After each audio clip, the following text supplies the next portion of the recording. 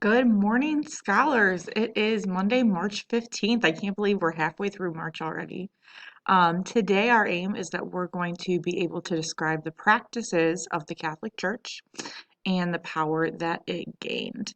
So, we're going to have a quick intro. The do now may take you more than 5 minutes, and that's okay. We've got a couple notes, only 2 words today, and then guided practice and independent practice. Today is probably everyone who's watching this video's national day.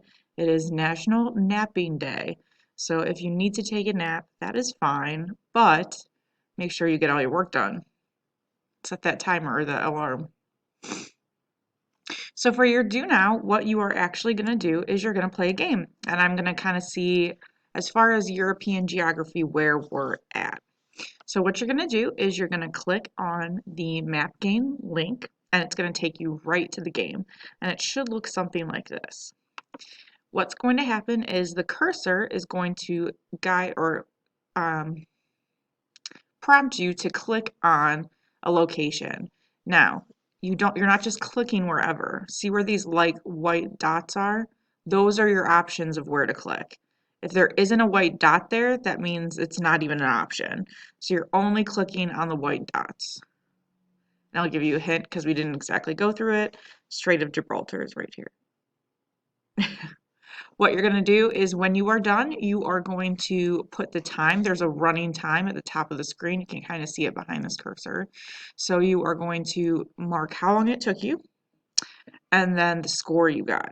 And so make sure that you are taking your time but not taking too much time, but you're not just like clicking on everything because that doesn't do us both any good anyway. So you're going to mark the time that it took you and then the score you got. All right, so sacrament. These are our 2 words. Our first word today is sacrament, which is basically the sacred rites or rituals of the Christian church. So, for example, those are things like baptism or communion, that type of thing. Christendom is the large community of Christians across the world. So, that large community of Christians across the world. So, everyone all over the world that's Christian. So, go ahead and pause and finish getting those words down.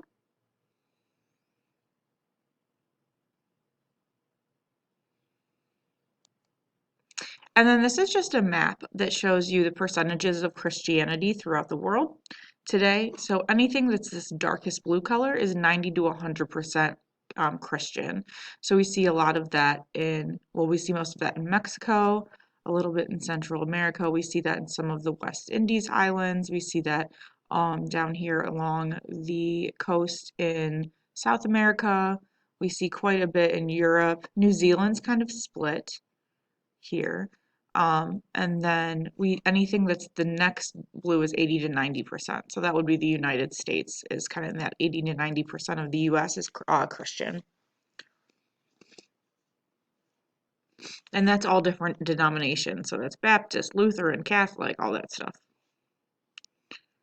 And then the lightest colors are the fewer percent. And even this really, really light gray means 0, or we have no data to support that even Christianity is even really a thing there. All right, so let's go ahead and get started with our guided practice. Missionaries to Britain. During the early Middle Ages, many missionaries were sent by popes or leaders of the Catholic Church. In 597, for example, Pope Gregory I sent a group of monks as missionaries to Britain.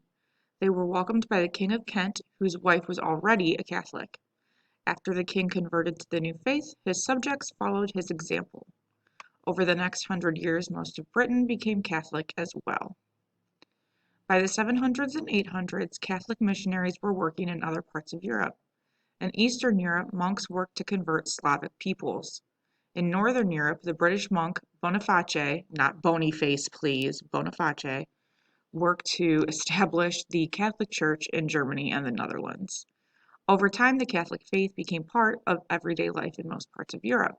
Daily life revolved around the Catholic calendar, which included many holidays such as Easter, as well as local holy days dedicated to saints. The church became the center of European society as well as a place of worship. So we are looking at two questions on this slide.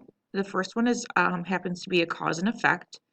So we have our effect is that most of Britain became Catholic. So we're looking for what caused that to happen. So what made Britain primarily become Catholic and Christian? Which, well, that is Christian, but anyways. And question 2, explain how Christianity spread through Europe. How Christianity spread through Europe. So go ahead and pause for about 3 to 5 minutes and answer these questions.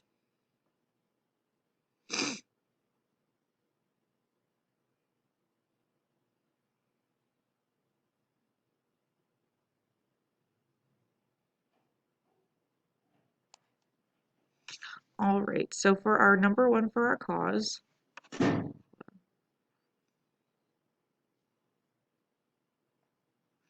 we have missionaries were sent to Britain.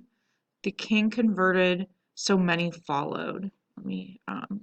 Missionaries were sent to Britain. The king converted, so many followed him. And then for explain how Christianity, and we can see that here, many missionaries were sent by popes to the Catholic Church to Britain. Okay?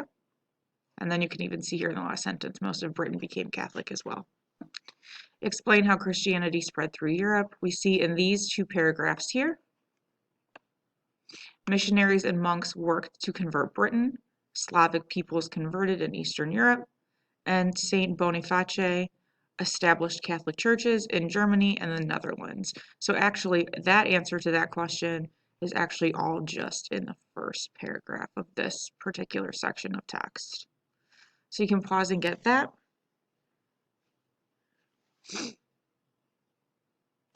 And then for the rest of your lesson, you are reading about the medieval church. It is quite not strict. Well, it was quite strict, and it really ran people's everyday lives. So more about the church's power, which will become extremely powerful, and we'll continue to talk about in the coming weeks. And then at the very end, you have 5 multiple choice questions that go over today's lesson and Friday's lesson. And then you are all done. Make sure you fill out the attendance form if you did not, and you are making sure that your answers reflect the checklist expectations. But I will see you all tomorrow, and you have a wonderful day. Have a good one, guys.